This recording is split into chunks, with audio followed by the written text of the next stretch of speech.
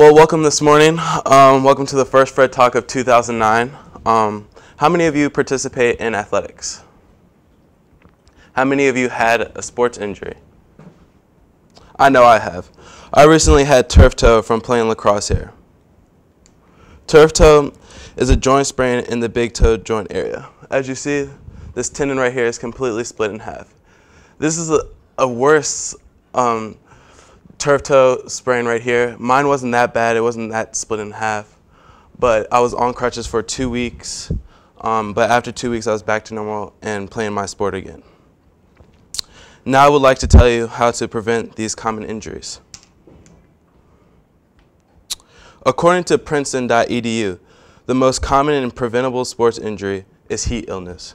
Heat illness consists of dehydration and extremely hot weather. A lot of athletes also experience knee pain for different reasons. The most common knee injury is an ACL tear and MCL tears. ACL tears mostly happen in girls because their joints are not that strong, and also because we use our knees in about every sport we use, and they're like the constantly moving joint. Another common injury is shin splints, which I have experienced, which is bumps on the tibia bone right here of your shin. Other injuries, such as stress fractures, strains, and sprains, can be highly painful. Stress fractures are little cracks in bones. They might not seem like anything, but they can be highly painful.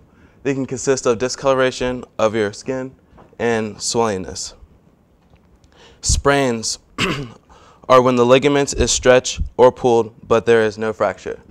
Sprains are highly common in any kind of sport, especially ankle sprains. Strains are when the tendon is overstretched. Tendonitis is another common injury when the tendon is swollen or just irritated. An example of tendonitis is jumper's knee.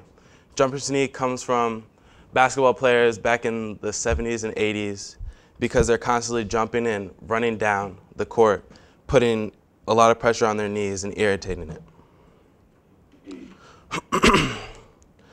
About.com talks about a few things you can do to avoid athletic injuries. One thing you can do is to make sure you're conditioned to do what you're trying to do. For example, running, doing plyometrics, weightlifting, and so on. Before starting your activity, you should warm up, which should consist of a light jog to get your blood flowing in your body and to get loose. And then after your jog, you should participate in stretching. And there are two different stretching techniques that I will show you.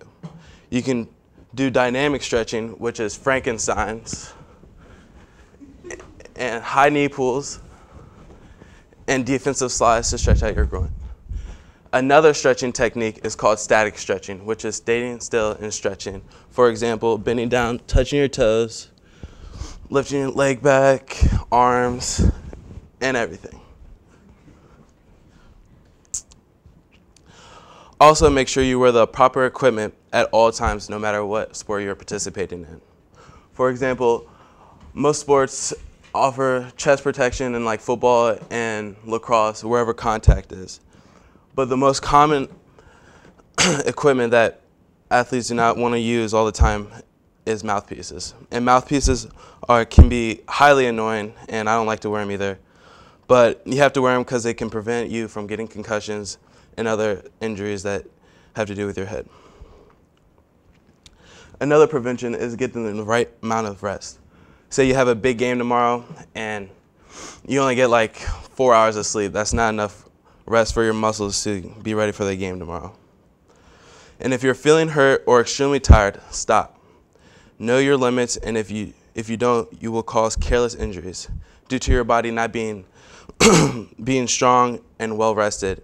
And your muscles are all tired, and you're highly about to get a sprain since your muscles and tendons aren't like really supporting your body. For specifics, drink water and electrolytes before and during after your activities to avoid dehydration. For example, before games, I like to drink a bottle of Gatorade and water to get well hydrated. And also, during halftime or so, I used to take electrolyte pills, which is the same thing as Gatorade, but it's a little bit better. And for knee injuries, warm up and cool down after activity. But warming up, I like to put like a heating pad, which is also Mary Washington. They provide like the heating pads in the training area, which you just place on your knee and let it heat and warm up your tendons and muscles in your knee. And also you can go to the store and buy icy high pads and that Bengay stuff. And wear the right shoes to avoid shin splints. And after your activity, you want to have an ice massage for shin splints. And the ice massage consists of a cup of water and it's frozen, and you just constantly go up and down on your shin. To prevent stress fractures, build up the intensity of your workout so your muscles can strengthen. But you don't want to like start off with an intensity workout. You want to slowly keep on going with your workout so you can build up at that.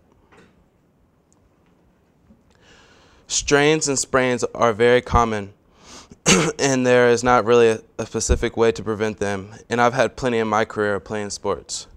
The most thing I like to do is wear ankle braces, any kind of braces, to give that extra support to your tendon. To avoid tendonitis, you just got to stay away from your activity that you place high stress on your tendons. Even though that sounds hard to do, but I mean, it's whatever to keep your body in shape and not having to cripple all over the place. Some of that information came from the Princeton.edu as well. Keith Kenter, medical doctor, said, "One of the biggest things people can do to prevent injuries is simply just know your body. If you have not worked out in 10 years and you just jump into an outrageous workout routine, you're likely to injure yourself. Start out slowly and increase your activity as you become accustomed to the physical activity."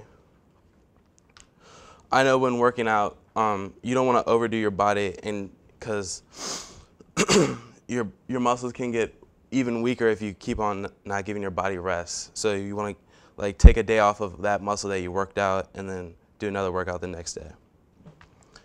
And unfortunately, if you do get injured, there are plenty of things you can do to get yourself better and going again, such as physical therapy that a lot of doctors offer.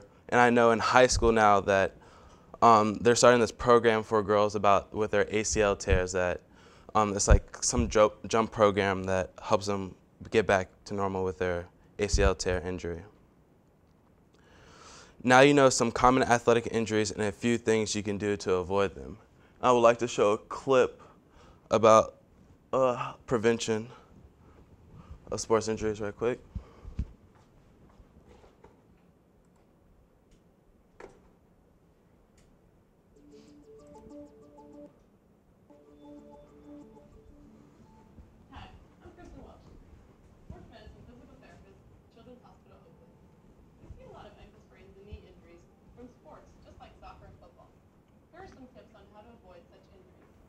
Make sure your child has an active warm-up before their sport activity. An active or dynamic warm-up should consist of about 5 to 10 drills that prepare the muscles for the demands of the sport. For example, running forward, backward, and sideways for 10 yards, a high knee skip, and the walking lunge. These all help to actively warm up the power muscles. Stretching is a good practice after the game. Warming up and stretching are easy ways to stay in the game and off the bench. My name is Kristen Welsh at Children's Hospital Oakland. For more information on your child's health, go to cron4.com.